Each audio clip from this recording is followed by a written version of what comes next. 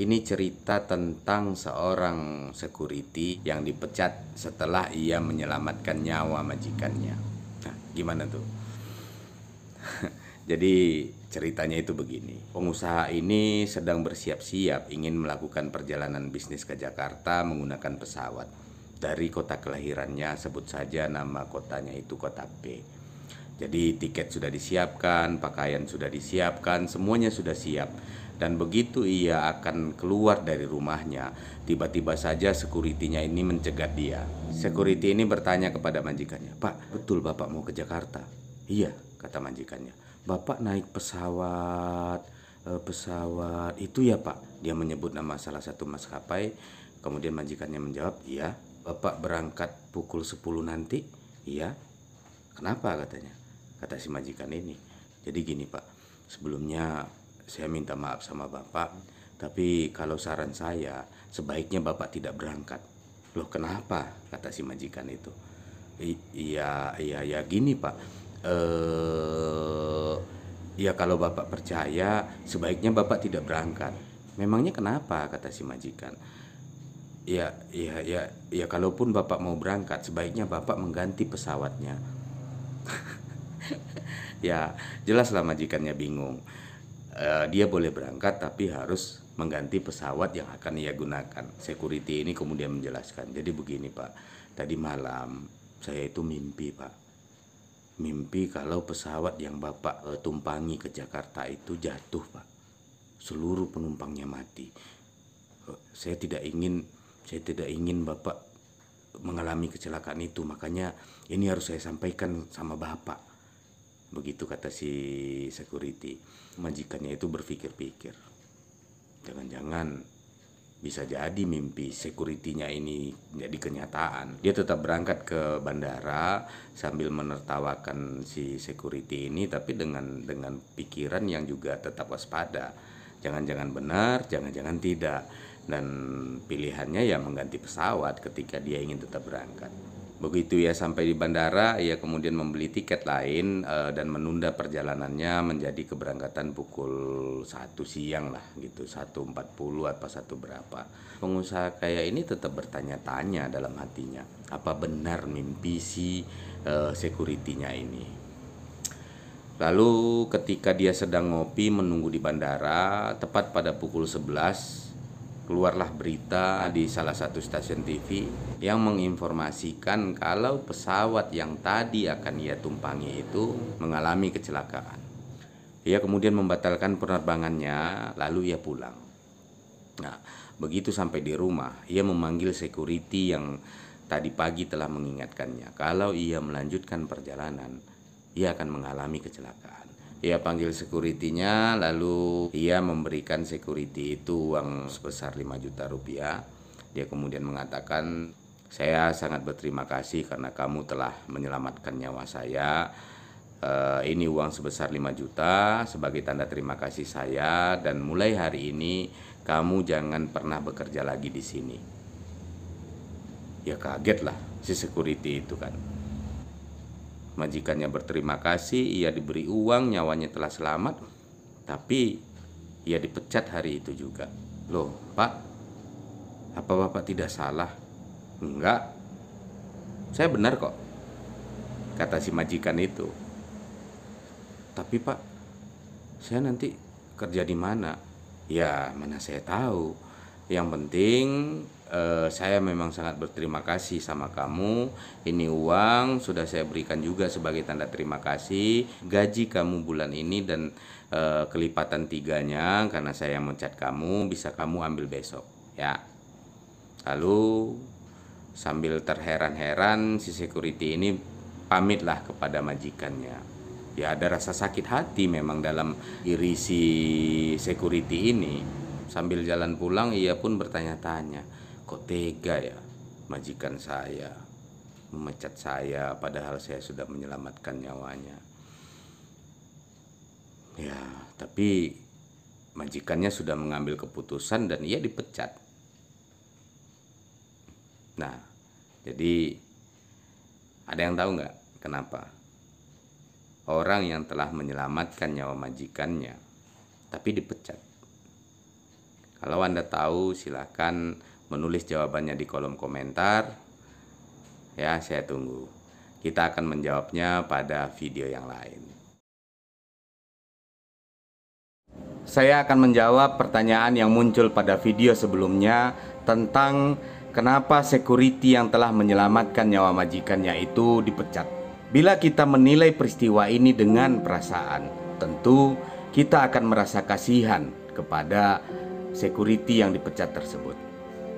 Dan kita tentu akan merasa bahwa majikannya ini adalah orang yang tidak berperasaan, ya kan? Bagaimana mungkin orang yang telah diselamatkan nyawanya kemudian memecat orang tersebut? Sangat tidak berperasaan sekali. Ya tentu kita akan berpikir seperti itu ketika kita mengedepankan rasa.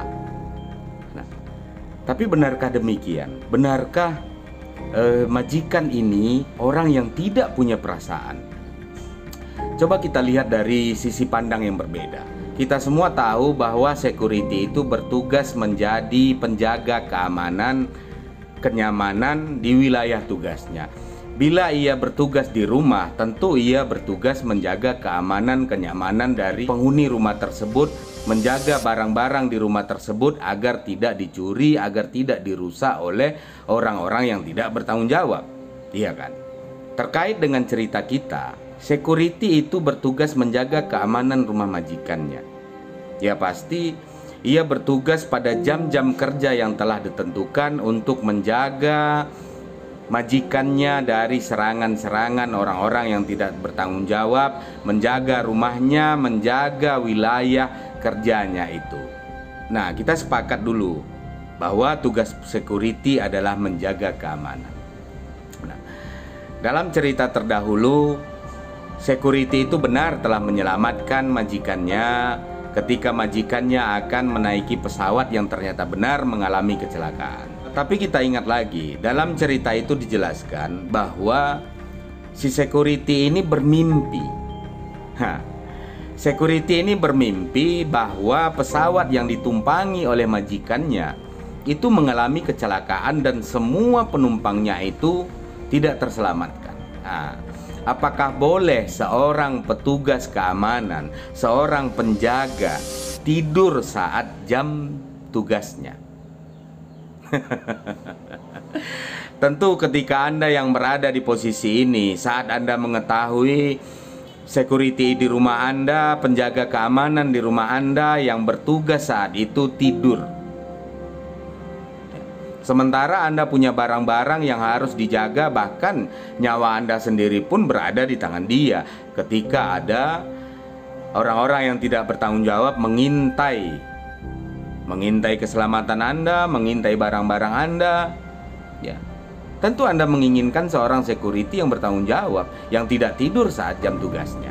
Nah, dalam cerita kita yang terdahulu, security ini tidur, kemudian ia bermimpi. Jelas di sini bahwa security ini bukan orang yang bertanggung jawab.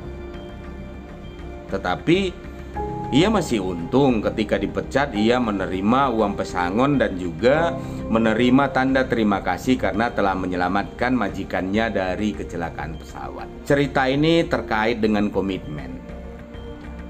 Ketika kita sudah berkomitmen terhadap sesuatu, tentu kita harus berpedoman pada komitmen itu. Saat kita melanggar atau saat orang lain melanggar komitmen yang telah kita buat bersama-sama, apakah kita masih ingin menggunakan perasaan? Ya kasihanlah, ya kasihanlah, ya kasihanlah, ya kasihanlah kalau dia kita tinggalkan, ya kasihanlah kalau dia kita pecat, ya kasihanlah anaknya, ya kasihanlah. Ya, sementara dia tidak bertanggung jawab. Apakah Anda yang berada di posisi ini kemudian akan mempertahankan orang-orang yang tidak bisa menjaga komitmen? Ada sebuah pepatah kuno ya, yang mengatakan bahwa seekor kerbau atau seekor kambing agar tidak lepas itu yang dipegang adalah talinya, dan manusia yang dipegang adalah ucapannya. Ucapan itu berarti komitmen. Ucapan itu adalah janji, dan manusia yang dipegang adalah janjinya. Apakah manusia itu harus diberi tali agar ia bisa dijaga? Kan tidak. Agar ia tidak lepas? Kan tidak. Yang dipegang dari manusia itu adalah kata-katanya, ucapannya. Ucapan yang berarti adalah janji. Komitmen itu adalah janji. Security itu telah berjanji ketika dia menerima SK, menerima surat penugasan, ia bersumpah akan menjaga majikannya, akan menjaga apa saja yang menjadi ruang lingkup dari pekerjaannya, menjaga keamanan, kenyamanan, keselamatan. Ya, dia telah berjanji untuk melakukan itu semua. Nah, sekarang dia tidur. Diceritakan bahwa ia tidur, dia bermimpi. Nah, artinya ketika dia sedang bertugas, dia tidak menjaga majikannya. Wajar ketika majikannya ini kemudian berpikir bahwa security-nya ini tidak bertanggung jawab. Dia harus mengambil langkah tegas. Security itu harus dipecat. Dia berterima kasih bahwa security-nya telah menyelamatkan nyawanya. Dia memberi uang pesangon sebesar 3 bulan gaji. Ia juga memberi tanda terima kasih sebesar 5 juta rupiah. Ya, itu bukti bahwa dia masih punya perasaan. Tetapi untuk urusan komitmen, ya, dia tidak bisa melanjutkan komitmennya bersama security itu.